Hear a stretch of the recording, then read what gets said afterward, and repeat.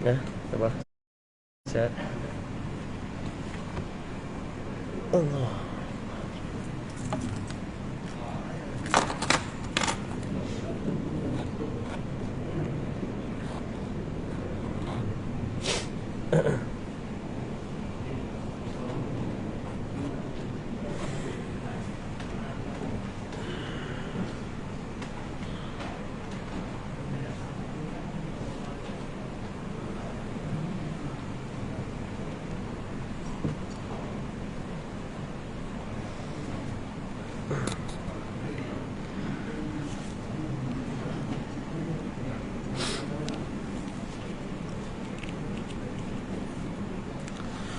Astaghfirullah nazim nazim la ilaha illa wa nahnu qayyum wa natubu ilaik wa la hawla wa la quwwata illa billah.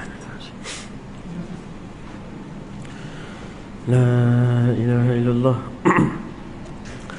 اللهم بحق الفاتحة وسر الفاتحة وكرامة الفاتحة افتح لنا باب الخير وافتح علينا فتوح العارفين والناجحين في الدارين وإلى حضرة النبي محمد صلى الله عليه وسلم. الفاتحة. أعوذ بالله من الشيطان الرجيم. بسم الله الرحمن الرحيم. الحمد لله رب العالمين الرحمن الرحيم مالك يوم الدين إياك نعبد وإياك نستعين اهدنا الصراط المستقيم صراط الذين أنعمت عليهم غير المغضوب عليهم ولا الضالين آمين. نحمدك اللهم أهل الحمد والثناء ونستعيذك على جميع الأعداء ونصلي ونسلم على سيدنا وحبيبنا وشفيعنا وقرة أعيننا ومولانا محمد وأهل الطاهرين سفن النجاة وأعلام الهدى والرشاد.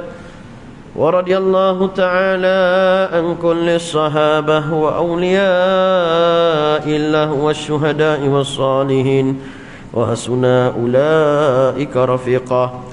اللهم صل على سيدنا محمد مفتاح باب رحمة الله عدد ما في علم الله صلاة وسلاما دائمين بدوام ملك الله وعلى آله وصحبه أجمعين. نويت تعلم والتعليم وتذكر والتذكير والنفع والانتفاع والإفادة والاستفادة والحث على التمسك بكتاب الله وسنة رسوله والدعاء إلى الهدى والدلالة على الخير ابتغاء وجه الله ومرضاته وقربه وثوابه سبحانه وتعالى. وصلى الله على سيدنا محمد وعلى آله وصحبه أجمعين والحمد لله رب العالمين. أما بعد. السلام عليكم ورحمة الله وبركاته. Alhamdulillah, apa khabar semua? Sihat? Alhamdulillah. Ji sihat je? Alhamdulillah. Moga semua diberi kesihatan.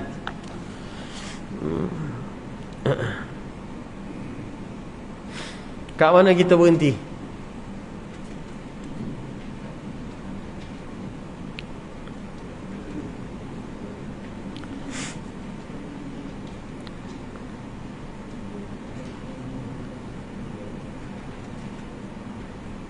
Abang Razak, mana Abang Razak? Ketua kelas.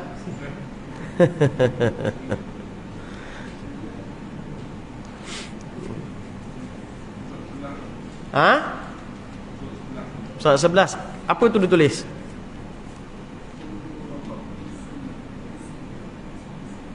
Tara bunyi. Ha, soal 11 apa ditulis? Sebab buku kita tak sama. Ha? Fasolam, fasolam. Itu fasolia. Fasal. Fasal apa tu? Ha, fasal furudul wudu. Saja nak ngeteh tadi. Tak ada. Okey. Kita masuk Gismul Ibadah, masuk dah bab fiqh. Ha? Ringan-ringan je lah. Sebab ni kitab, nah, dia himpunkan asas bagi tauhid, asas bagi fiqah, asas bagi tasawuf. Biar lepas fardu kifayah, fardu ain kita. Allahumma salli Muhammad. Dengan benda ini moga-moga kita dapat faham dan dapat memberi manfaat balik kepada ahli keluarga kita, bawahan kita di rumah sana. Biarpun kitab ni kitab kecil, kitab asas, tapi sangat besar makna dan pengertian di dalamnya. Jadi kita masuk pada furudul wudu, fardu wudu. Buku surat sebelah, fardu wudu. Hak ada pen, ada pensel, boleh conteng. Hak tak ada pen, tak ada pensel pun buat conteng tak apa. Nak pakai Helio, mana tahu ada karamah tulis pakai Helio, tak ada masalah, boleh. Fardu ni, makna fardu ni wajib. Ta'at fardu apa ni? Ma talabahu syara' talaban jaziman. Suatu tuntutan yang putus, yang pasti. Apa makna? Wajib. Benda wajib juga. Benda yang wajib. Tak duk benda ni, tak buat salah satu daripada perkara yang disebutkan ini, maka tak panggil wudu, tak sah wudu. Dah tak sah wudu, sah tak solat? Tak sah solat. Bila dah tak sah solat, layak ke panggil mukmin yang kamil, orang yang muslim yang kamil, manusia beriman yang sempurna? Tak layak panggil manusia yang sempurna. Sebab solat dia tak sah. Berpunca wudu tidak sah. Sebab apa tak sah wudu? Sebab tak ngaji. Ada orang sana tak ngaji, dia tak nak dah ngaji benda-benda gini. Dia kecil belajar dah. Acu tengok try dia punya buat wudu. Wudu tak lepas lagi, kata daripada kecil belajar. Kata daripada kecil belajar, tapi wudu kucar kacir lagi, smart lagi anak kita ngaji pasti. Berwudu. Okey. Saya bukan balas mesej ni, dok cari kitab. Kau ustaz Apim mesej dok mesej kita. Internet mati ni. Tutup data. Mana ni? Okey. Jadi fardu wudu, kewajipan wudu. Wudu ni bahasa Arab. Orang Melayu kita panggil, terjemahan bahasa dia cahaya. Makna wudu tu dari segi bahasa cahaya.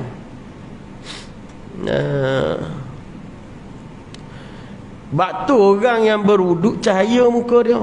Tengok sahabat kita pandang toleh kiri kanan gitu, masya-Allah semua bercahaya. Depan saya ni pun masya-Allah bercahaya. Tapi sebab pengantin baru. Kita tengok non muslim convert yang dah masuk Islam, asal bukan Islam masuk Islam, berubah lalu muka. Contoh Dr. Farid Ravi. Dr. Farid Ravi asalnya bukan Islam, masuk Islam. Tengok muka dia, hitam dia. Hitam lagi pada saya, tapi cahaya dia lebih hebat pada saya. Sonok tengok muka. Sebab apa? Sebab kesan daripada berwudu, cahaya wudu. Kita bukan nampak cahaya tu seperti mana tengok lampu ni bercahaya. Tak tahu cahaya datang mana. Tapi tengok muka dia sedap lah, sejuk lah mata memandang. Dan sebab wudu ni jugalah nanti Nabi kenal kita ke akhirat. Ramai nak minum telaga Kausar Nabi ni. Ramai. Seluruh umat nak minum, seluruh bangsa manusia nak minum. Tak kisah umat Nabi mana sekali nak minum, tapi Nabi bagi umat dia dulu. Dah macam mana Nabi kenal kita? Bukannya ada name card. Tak ada kat matrik waktu tu. Dah Nabi kenal kita, kesan daripada wudu. Sebab tu beruntung kita yang sentiasa melazimi wudu. Mati wudu angkat, mati wudu ambil. Batal je wudu ambil. Rajinlah berwudu. Maka insya-Allah bila wudu ni dia banyak kelebihan wudu. Tapi yang ada pada peribadi saya lah, bukan kita semua ada wudu dak. Tapi bila kita ada sentiasa wudu kat diri kita, benda yang paling hebat sekali Allah Taala bagi kekuatan luar biasa kita nak jaga diri kita. Jaga tak mana? Daripada melakukan maksiat. Rasa nak ngumpat, rasa nak maki, rasa nak carut, rasa nak aku ada wudu ni, tak jadi. Tak jadi. Kesan ada wudu. Tu kehebatan berwudu. Okey. Jadi wudu dari segi bahasanya iaitu terjemahan orang Melayu panggil cahaya. Okey. Dari segi syarak ghusl a'dha mahsusatan biniyatin mahsusatin, membasuh anggota tertentu dengan niat tertentu. Tu makna wudu dari segi syarak. Okey, jelah. Jadi fardu wudu ada 6. Awalu, orang tua-tua kita cakap apa, ustaz-ustaz kita dulu apa fardu wudu ni, iaitu 2 kering 4 basah. Ni fardu wudu. 2 kering 4 basah. Kering mana? Niat. Kering mana? Tertib. Yang basahnya muka, kepala, tangan, kaki. Jadi fardu wudu ada 6. 2 kering, tak ada kena air maksudnya. Yang bakinya 4 basah. Yang pertama al-awwalu niat. Pertama wudu, iaitu fardu wudu yang pertama niat. Niat ni qasdu syai'in muqtarinan bi fi'lihi wa mahalluha fi qalbi wa talaffudhu biha sunnah. Niat ni kalau orang Melayu pun panggil niat ke? Niat ni orang Melayu pun panggil niat ke? Ayah-ayah ibu semua faham tak niat? Niat lah. Lintasan hati. Hak terdetik dalam hati kita, tu dipanggil niat. Mana tempat dia? Kat hati. Melafazkan niat itu wa talaffuz biha sunnah. Melapahkan niat tu sunnah. Yang kita selalu sebut usolli nawaitu. Hak kat bibir kita mulut itu sunat. Hak tu tak panggil niat. Itu melapahkan niat. Hak niat duduk dalam hati. Selagi mana duduk kat bibir tak panggil niat. Tak ada mazhab cakap niat kat mulut. Tak ada. Semua niat wa mahalluha fi qalb. Kat dalam hati. Lintasan dalam hati kita. Masa bila niat ni? Di awal perbuatan. Apa awal perbuatan dalam wudu? Maka disitulah disertakan niat. Dia kena beriringan, selari, seiring dan senada dan sejalan. Benda kena serentak sekali. Itu niat. Maknanya macam mana? Kalau dalam kita Allahu Akbar, Allah, waktu tu niat sampai bar. Time kita sebab awal perbuatan dalam solat takbir. Takbiratul ihram tu Allahu Akbar. Kat situ niat. Dah awal perbuatan dalam wuduk kita basuh muka. Tangan basuh muka, kat situ niat dalam hati. Yang sebelum kita solat, sebelum kita ambil wuduk, kita baca sahaja aku ambil wuduk, sahaja aku solat, dekat mulut tu itu melafazkan niat, hukumnya sunat. Tujuannya apa? Tujuannya nak membantu, memudahkan hati kita niat. Sebab kaedah hati senang untuk berkata-kata apa yang paling dekat mulut cakap. Perkataan statement terakhir mulut cakap senang hati kita nak follow.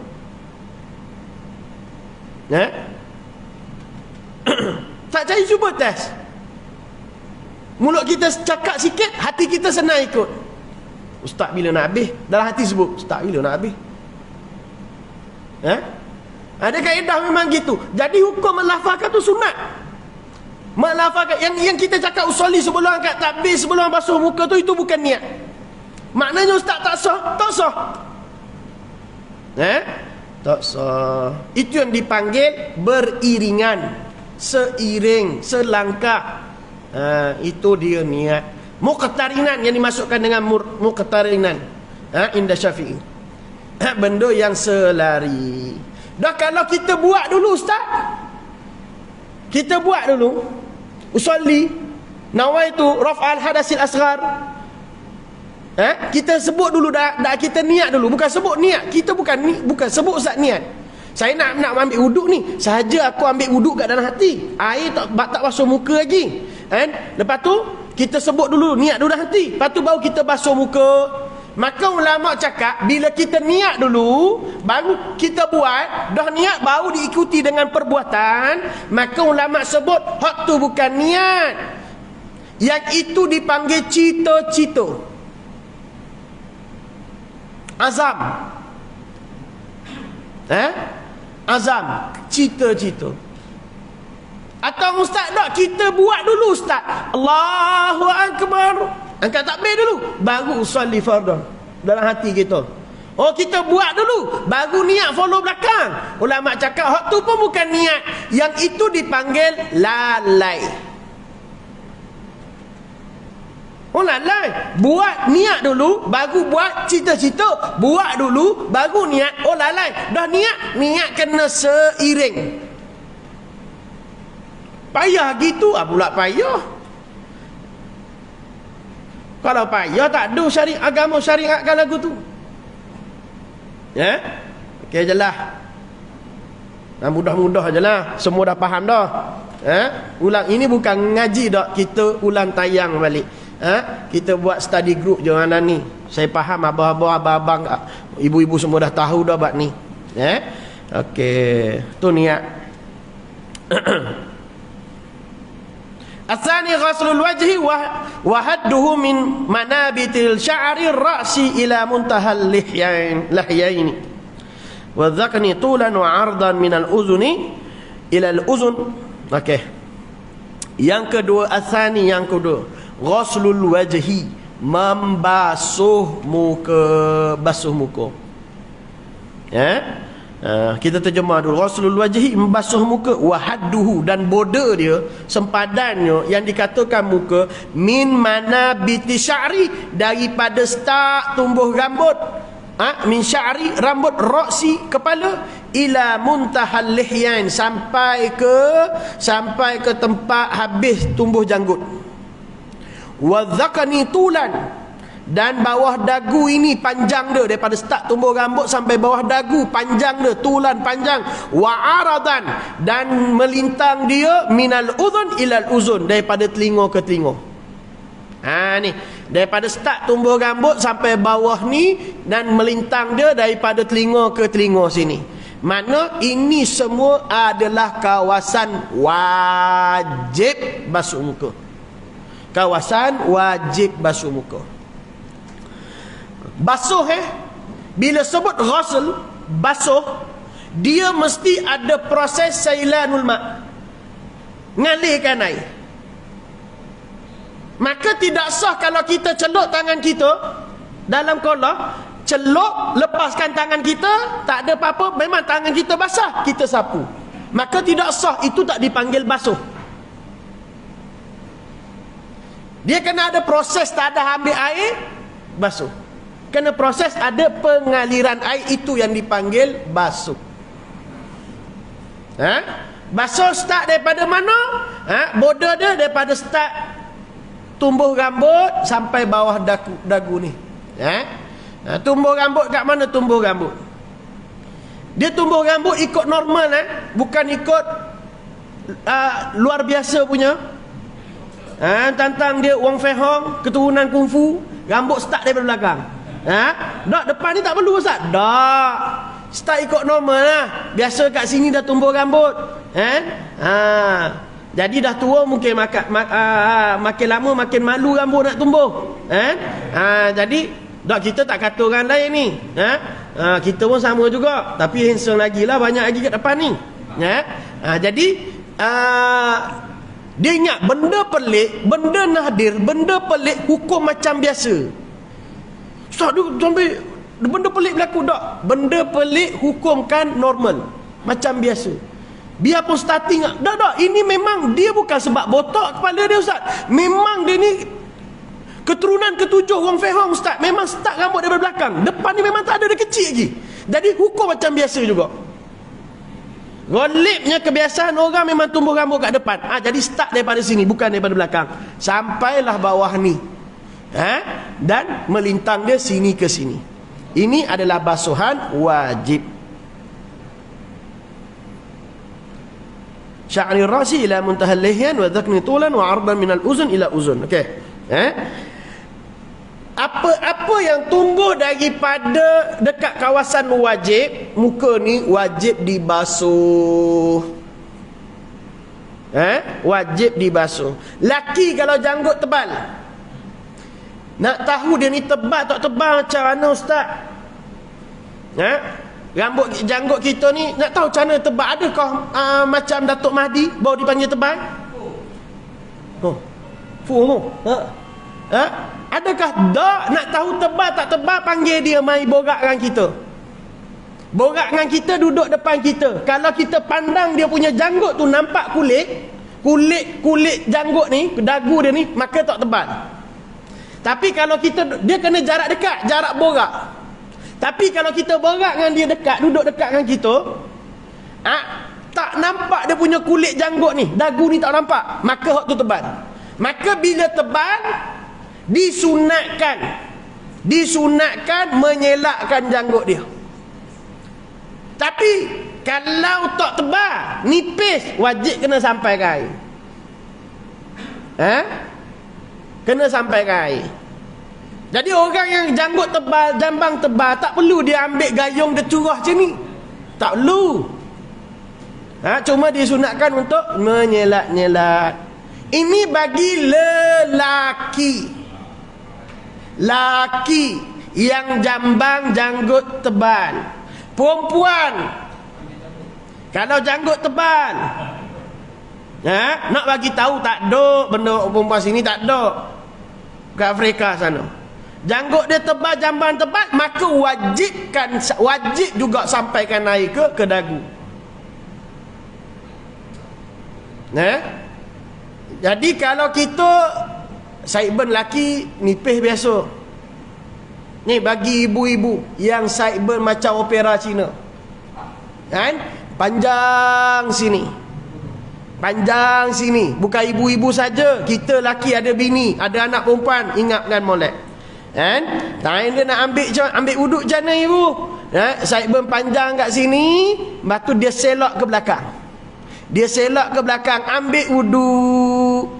Maka sideburn yang tumbuh kawasan wajib, kat sideburn ni yang panjang diselakkan tu, wajib basuh. Kalau tak basuh tidak sah. Jadi boleh bukan tak bagi sideburn panjang. Ini persoalan bagi ibu-ibu yang selak, yang sideburn dia panjang sedikit, selak ke belakang, kan? Jadi suruh perhatikan kalau sideburn yang sini panjang, kena rata. Sebab dia tumbuh di dalam kawasan basuhan yang wajib. Dia apa sahaja yang tumbuh kawasan basuhan wajib, maka wajiblah. Biarpun kepala dia dekat dahi ni ada tanduk, maka wajib basuh tanduk. Misai dia nala rekok punya 2 kilo panjang, maka wajib. Sebab tumbuh kawasan yang wajib. Wajib basuh. Okey, jelas. Kita baca laju je lah. La ilaha illallah. Asalis ghaslul yadain ilal mana? Yang ketiga, ghaslul yadain ilal mirfaqain. Dia kawasan wajib daripada sini sampai sini, kepala tadi, dah kalau lebihkan sampai ke atas kepala, sampai ke telinga, belakang telinga, sampai ke bawah sini, sunat. Sunat hukumnya. Lebihkan kan? Lebihkan border basuhan tu. Bukan lebihkan bilangan airnya, lebihkan bilangan basuhan. Kawasan basuhan tu kita lebihkan, atas sampai atas kepala. Bilangan tetap 3, jangan lebih pada 3. Basuhan pertama wajib, 2 dan 3 sunnah. 3 kali tu sunnah, 4 kali bid'ah. Apa hukum basuh ambil wudu 4 kali, 5 kali, 6 kali? Makruh hukumnya kalau kat rumah sendiri. Dekat sejid, dekat surau, hukumnya haram. Sebab bil air bukan mak bapak kita bayar, orang ramai bayar. Dah kat laut ustaz, kalau gitu tetap makruh hukumnya. Sebab mukhalafatul sunnah, menyalahi sunnah. Okey, jelas. Lebihkan border basuhan tadi. Yang kedua, membasuh tangan sehingga ke siku. Basuh tangan sampai ke siku lah. Basuh.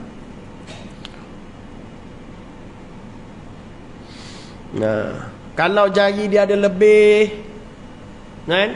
Jari dia ada, biasa lebih kat mana? Ibu jari tak? Orang yang lebih ibu jari ni biasanya handsome orang dia. Tak, jadi cuba tengok jari masing-masing. Ada? Sebab tu tak handsome. Nak istri Rosya yang ada kan? Ustaz tahu, kita pun tahu. Ada biasanya tok kawan saya pun jari lebih handsome orang dia. Saya tak ada, kurang handsome. Kan? Okey, jadi ada lebih, maka wajib juga lebihkan basuhan. Lebihkan basuhan. Wajib juga basuh, bukan lebihkan basuhan. Wajib juga basuh sampai ke siku. Atas pada siku ni sunat. Atas pada siku sunat hukumnya. Lebih, kalau sampai atas lebih pada siku sunat. Kawasan kesemua yang kena air tadi semua akan bercahaya.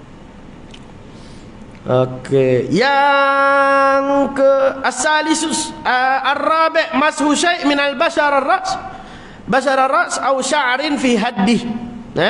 Okey, yang keempat menyapu.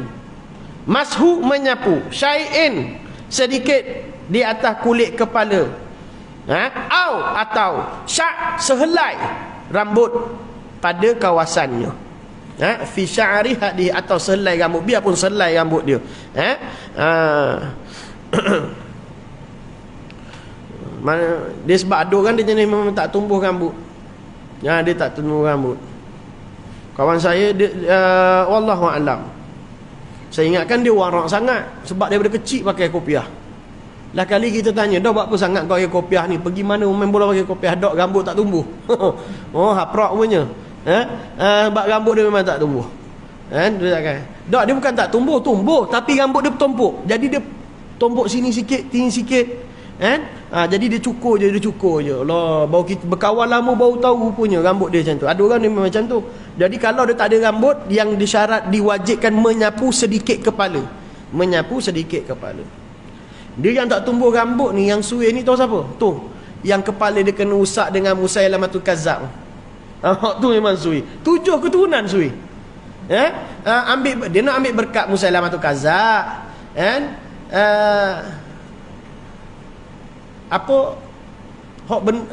Apa nama? Dak, kalau bagi kepada Nabi dipanggil mukjizat.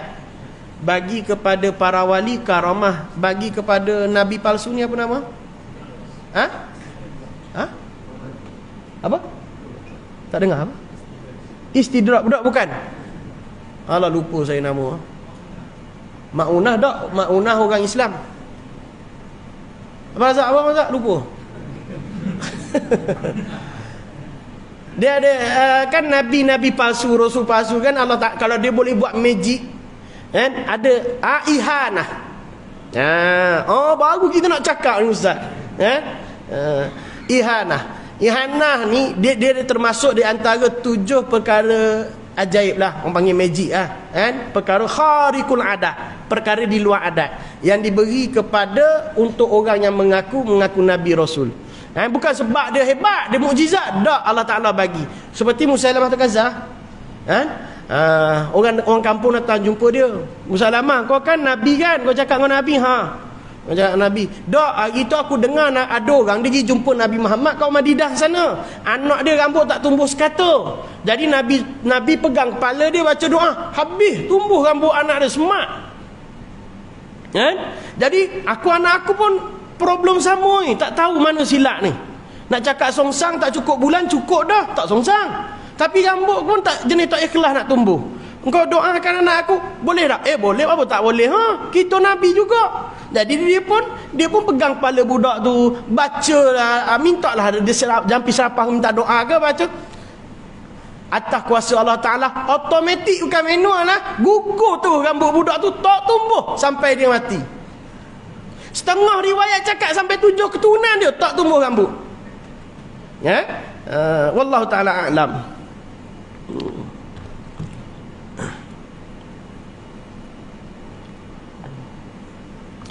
Sapu sedikit kepala, ataupun selai rambut pada kawasannya. Sapu sini boleh, sini boleh, sini boleh. Ya, syarat kawasan tu orang panggil kepala, maka boleh, tak ada masalah. Kita akan sebab besar. Nak buka atas tak boleh, nak gerak dah, nak ejah ke atas ni tak boleh dah. Seban dah habis, ikat mati je. Nak tolak ke atas tak boleh, dah ambil wudu kat rumah, dah sampai kat surau, Allah, perut meragam. Mana taknya makan jeruk ali, jeruk Pak Ali lagi, makan puluknya lagi, habis semua, perut meragam, batal wudu. Nak tangga jubah, nak tangga serban, leceh. Jadi dia boleh angkat ke depan, ke belakang ni boleh angkat sikit, boleh sapu kat sini, tak ada apa masalah. Yang penting orang panggil belakang ni kepala tak? Ke siku orang panggil. Kalau kepala boleh, asal syarat orang panggil itu di situ kepala, maka boleh basuh.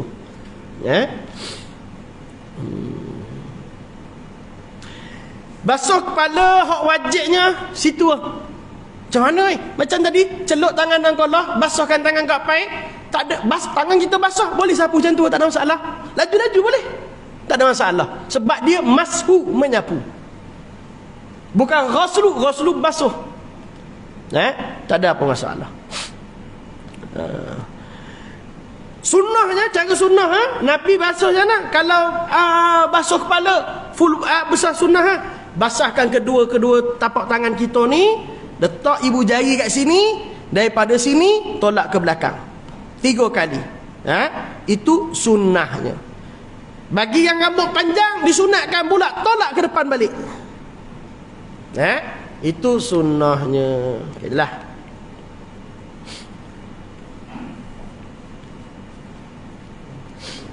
Al-khamis ghaslul rijlain ma'al ka'bain. Basuh 2 kaki sampai ke buku lali. Basuh kedua tapak kaki sampai ke buku lali. Disunatkan menyelak-nyelak. Menyelak-nyelak di antara celah jari. Supaya juga tangan kita sunat menyelak-nyelak di antara jari. Kita sunat daripada bawah. Pakai jari kelingking sunat daripada bawah. Bawah ke atas. Ni tapak kaki kita, tolak bawah ke atas. Bagi yang tumit pecah wajib sampaikan air. Basuh muka tadi yang berkawasan tindik, lubang tindik ni. Telinga tak apa. Telinga bukan basuhan wajib. Basuh muka, telinga tak ni, telinga bukan basuhan wajib wudu. Kalau yang tindik dekat hidung ni, tindik dekat hidung, wajib sampaikan air ke dalam lubang tindik tu. Cuma masalahnya kalau perempuan tindik kat telinga, mandi wajib tu, sampaikan air ke dalam lubang tu. Khabar ke tak? Lubang tindik wajib sampaikan air. Kecuali lubang tu semula jadi Allah Ta'ala buat, hidung kita tu tak wajib. Kalau lelaki ke perempuan yang ada tindik kat hidung, basuh wuduk tu kena air, pastikan air sampai. Jadi kalau tumit kita pecah, rekah, kena pastikan air, kena tonyohkan tonyoh air masuk kat dalam.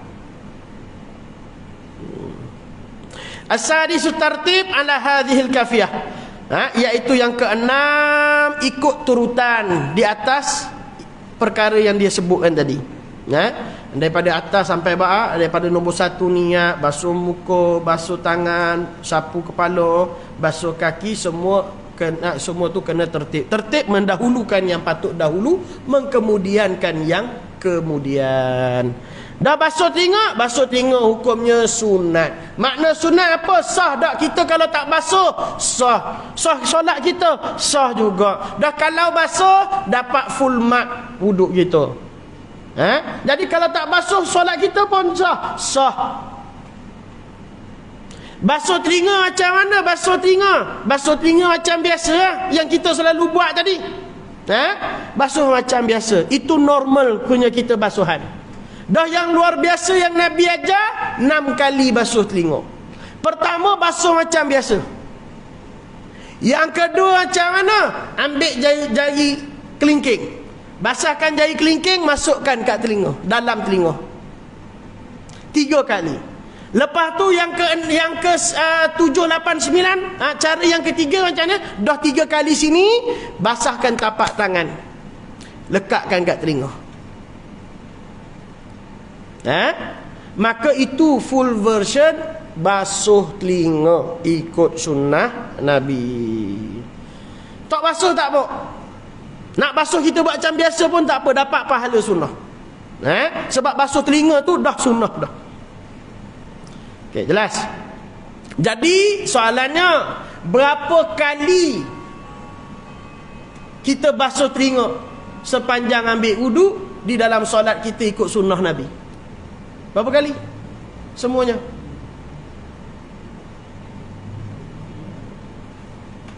Boleh on handphone kalau siapa nak guna kalkulator. Berapa kali? Berapa kali? Berapa? 15? 12? 8? Abang Razak? 15? Berapa?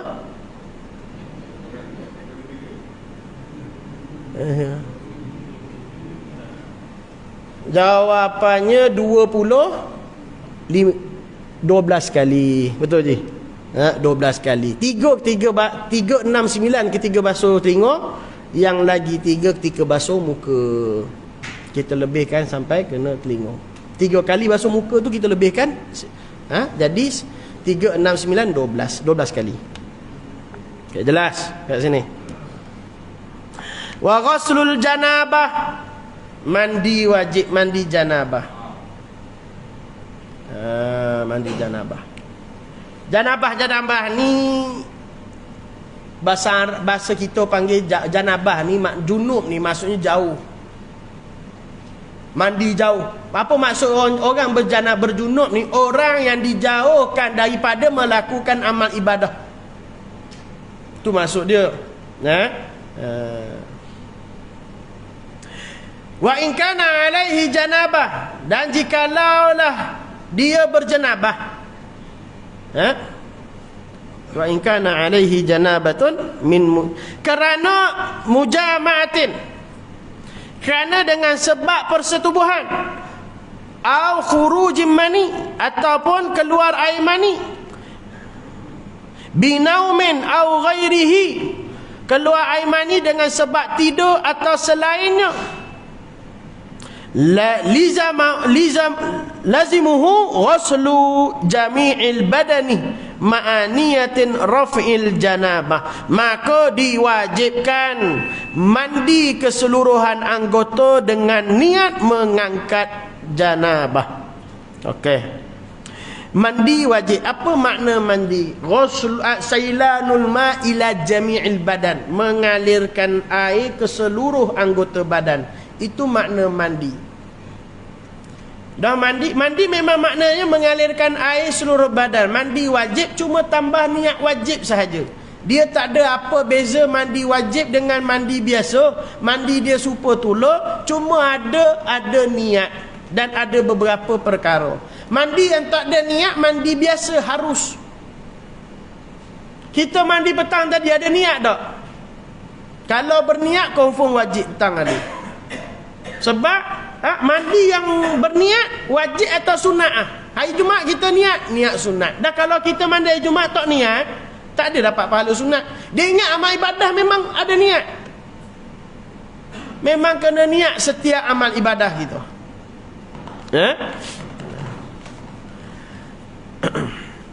Jadi sebab dia mandi wajib, yang pertama kerana bersetubuh. Bersetubuh. Bagi yang halal atau haram.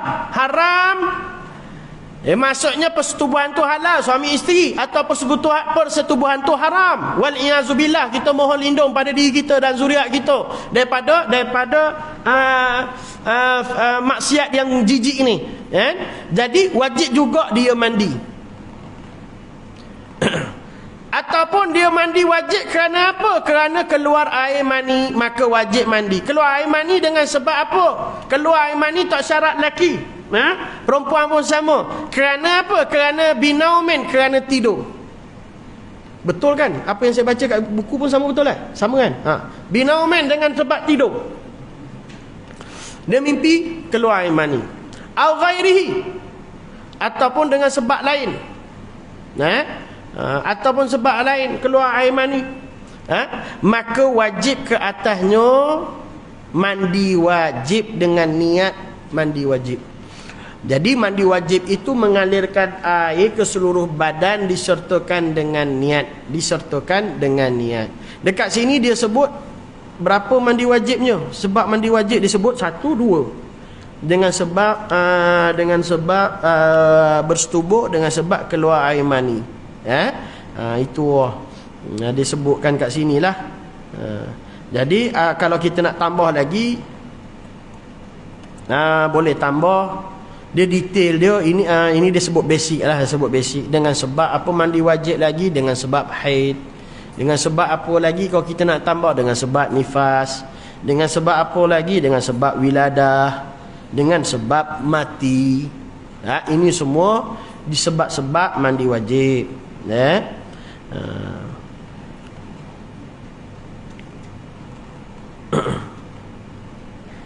Jadi kena niat. Masa bila air sampai sahaja dekat anggota badan kita, tak kira mana-mana anggota, tak ada apa masalah. Kalau kita nak starting daripada kaki mandi wajib, boleh. Nak starting daripada lutut, boleh. Nak starting daripada buku lali, daripada siku, boleh. Sunatnya daripada kepala atas.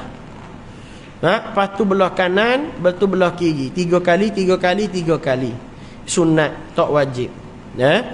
Maka boleh berlaku. Jadi bila air sampai kat badan, dekat mana-mana anggota, maka kita niat. Pastikan dekat tubuh badan kita dah tak ada apa-apa dah. Dah bersih daripada najis. Najis dah bersih dah. Najis hukmiyah, najis ainiyah dah bersih dah. Tak ada toko najis tu, tak ada zahir najis tu, tak ada bau najis pun tak ada. Tak ada dah. Lepas tu tubuh badan kita tak ada benda yang boleh mengubahkan air. Contoh kepala tak ada sempu dah. Ni banyak berlaku ni. Banyak berlaku juga kepada terutama perempuan lah. Sebab lelaki dia jarang sempu. Azan dulu. Azan dulu.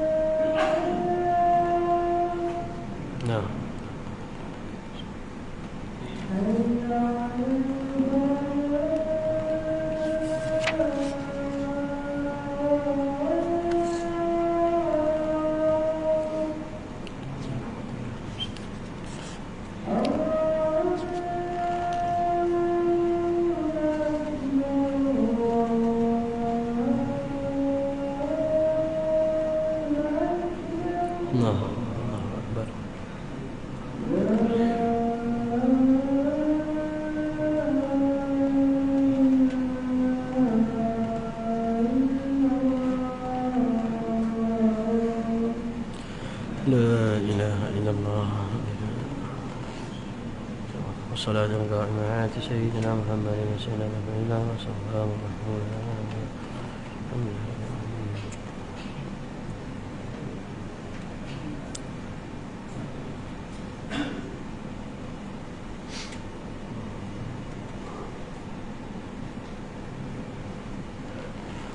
Mana tadi? Mandi wajib.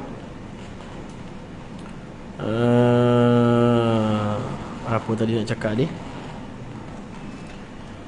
Jadi Allahumma salli ala sayyidina Muhammad. Mujibatul wasilah. Kat mana saya berhenti tadi, ingat?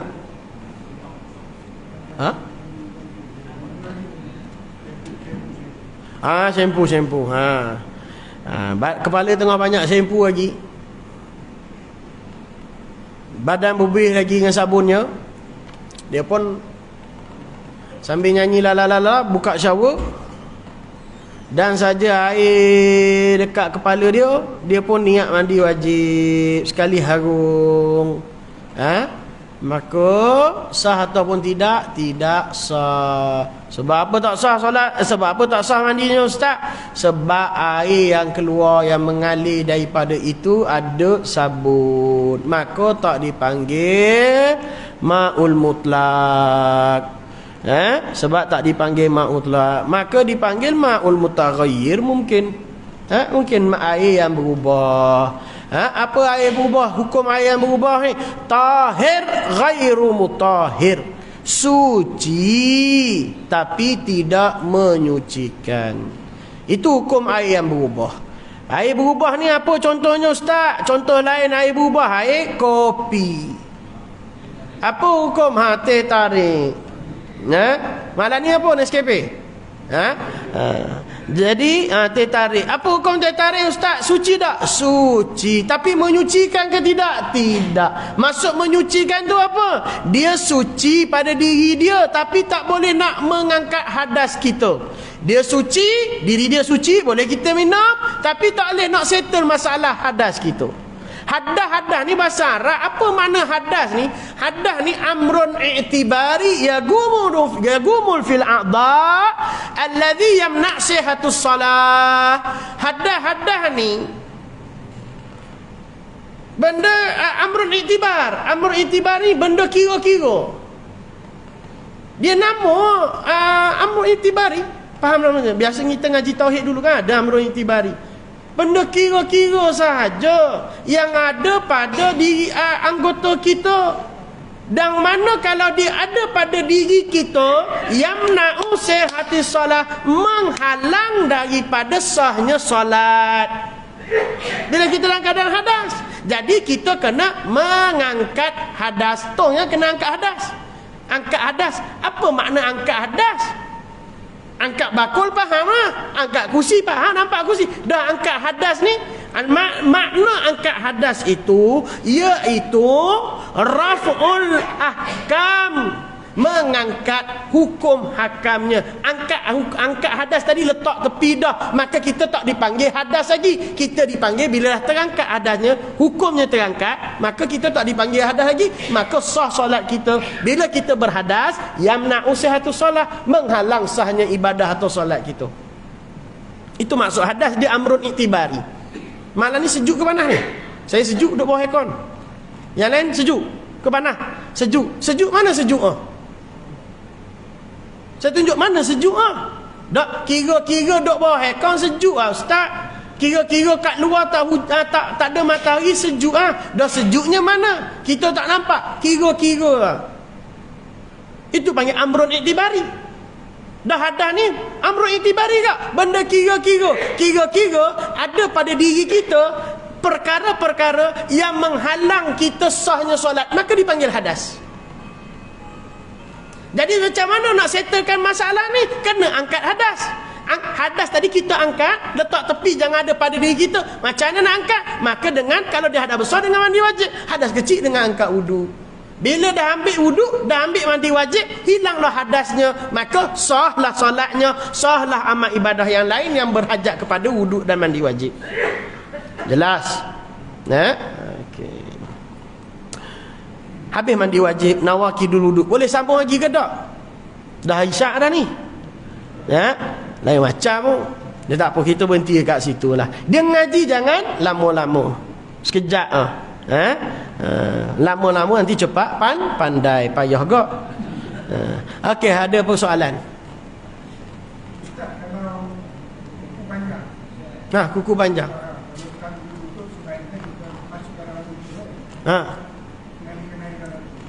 Masuk air, maksudnya masuk air dalam kuku ke?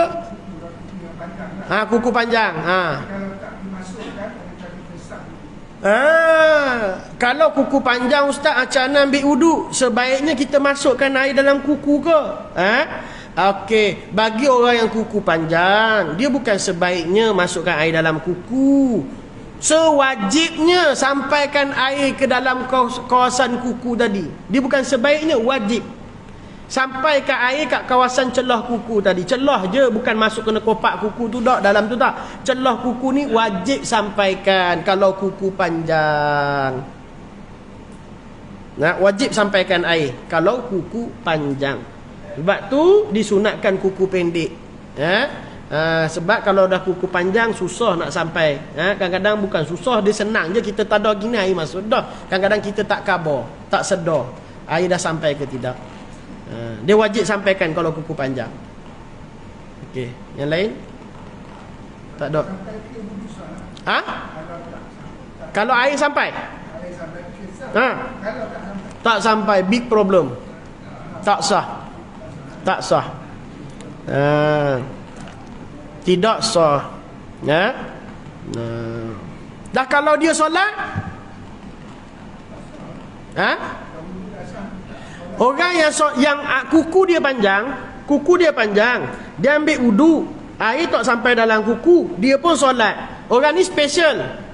Time solat dia boleh makan. Solat dia tak dikira. Tak sah solat dia, nak buat apa? Pulang ada dia. Solat dia tak sah. Okey, ada apa lagi? Tak ada. Beres.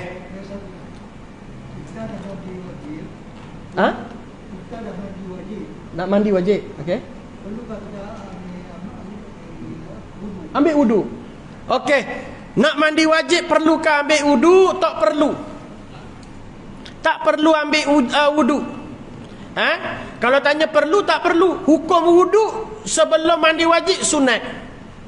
Maka berwudu sebelum mandi wajib itu dituntut. Kalau kata perlu dengan erti kewajipan, dia tak wajib, dia sunat sahaja. Jadi orang yang berwudu kemudian mandi wajib dapat pahala sunat berwudu sebelum mandi wajib. Dia sunat berwudu sebelum mandi wajib. Kalau dia tak ambil wudu ustaz, dah bolehkah saya mandi wajib terus? Boleh. Dah kalau dah mandi wajib, saya nak terus solat, boleh tak? Boleh. Syarat sepanjang mandi wajib tidak melakukan perkara yang membatalkan wudu. wudu. Tak melakukan perkara membatalkan wudu. Apa contoh perkara membatalkan wudu? Keluar sesuatu daripada dua jalan. Dia tak buang air kecil, tak buang air besar, tak kentut, tak apa semua. Ataupun masul kubulul adami, tangan dia tak sentuh kemaluan. Okey, jadi sepanjang dia mandi wajib, dia tidak melakukan perkara membatalkan wudu, maka lepas mandi wajib dia boleh terus solat. Syarat pakai baju dulu, tu aurat dulu. Boleh je, tak ada apa masalah. Okey, jelas? Itu saja kok untuk malam ni. Bolehlah kita ulang-ulang kaji benda simpul. Jadi moga-moga Allah Ta'ala memberi manfaat kepada kita semua, memberi kefahaman. Wallahu Ta'ala a'lam. A'udzubillahi samina alim minasyaitanirrajim. Bismillahirrahmanirrahim. Ya Allah, ya Tuhan kami, terangilah hati-hati kami kesemuanya, ya Allah, dengan cahaya Nabi kami, Nabi Muhammad sallallahu alaihi wasallam, dengan cahaya para alim ulama, cahaya para wali-walimu, orang-orang soleh, orang syahid jalanmu, orang berjihad di jalanmu, ya Allah. Terangilah hati-hati kami kesemuanya dengan cahaya mereka. Berkatilah umur kami, rezeki kami, kehidupan kami, ya Allah. Berkatilah anak beranak kami, ya Allah. Berkatilah pekerjaan kami, perniagaan kami, perusahaan kami, ya Allah, dan berkatilah pendapatan kami, ya Allah. Ya Allah, ya Tuhan kami, panjangkanlah umur para alim ulama kami, tok-tok guru kami, guru-guru yang telah mendidik kami sejak dari kecil lagi, dan kedua ibu bapa kami, ya Allah. Sihatkan tubuh badan mereka, ya Allah, dan tubuh badan kami, ya Allah. Sembuhkan penyakit-penyakit mereka, ya Allah, dan penyakit-penyakit kami yang hadir pada malam ini, ya Allah. Tutuplah keaiban mereka, ya Allah, dan keaiban kami dunia dan akhirat. Matikan mereka, matikan kami, dan matikan seluruh muslimin muslimat, ya Allah, dengan kematian yang baik. Sesungguhnya hati-hati kami berhimpun saban hari, ya Allah, kerana sangat mencintai para alim ulama-Mu. Sallallahu alaihi wasallam Muhammad wa ala alihi wa sahbihi wa barik wa sallam. Alhamdulillahirabbil alamin.